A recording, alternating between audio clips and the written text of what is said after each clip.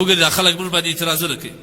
د بد مرغه زموږ مؤمن مسلمان چې د دې په معاشره کې اوسېږي هغه هم د دې متاثر دی هغه وایي په دا لوی اختر کې چې دا دومره حیوانان حلالېږي دا دونه وي دا دونه ظلم شروع وي دا دې پر مسکینانو وویشي دا خو تا ته عقل روښوي چې پر مسکینانو ویشل ښه کار دی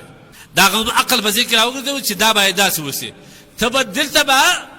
امرام او خاموش ناسې او دا به وایي چې دا د عقل لوړ شی دی د الله وحی دی دې ته زما غاړه خلاص نور عقلي دلایل په دې کې نشته تاسو وګورئ په تاریخ کې چې چا عقلي دلایل تلاش کړي دي هغه تباه دی هغه خلاص څنګه الله موږ ته وایي خنزیر غوښه حرامه ده شراب حرام دي زنا حرامه ده غلا حرام ده فلان حرام دي فلان حرام دي ته وایې یاره د دې غوښې او د دې غوښې نو څه فرق شته دا هم حلالوم هغه هم حلالوم د دې وینه ته یوم دا پسه دي دا هم وینه ته یوم دا الله حلال کړي نو دا ولې حلال کړي یا دا غوښه فرق نه دی دا ویې خورم عقل دې وچلوي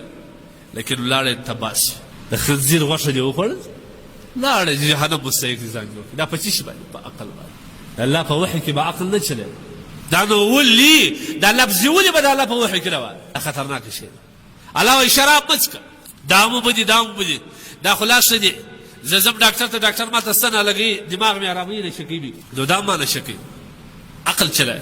دا مې نشه کوي دماغ مې راحت کوي سیمې په سکون کوي اراموي زه شراب خورم ته ودې خوړل او حلال دی وبل اسلام ووت او که دې حلال نه بلل ګناه کبیره دی دا څه دی دا به د عقل غلام ځان نه جوړوي کم تاریخ زموږ په دې ګواه دی چې چا په تاریخ کې د الله د وحي په مقابله کې عقل چلولی دی واورئ هغه سړی تباه سوی دی فرعون ویل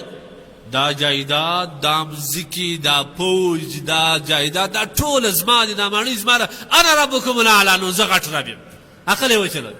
الله تباه نمرود څه ویل زه هم رب یم زه هم څوک ژوندی کوم څوک مړ کوم عقل یې وچلوی د الله په حق الله څنګه تباه کوي یو بچری ازاد پوه شوې د الله تبارک وتعالی په وحي کې به د الله په اوامرو کې به چېرته عقل نه چلی بیا به تباه شي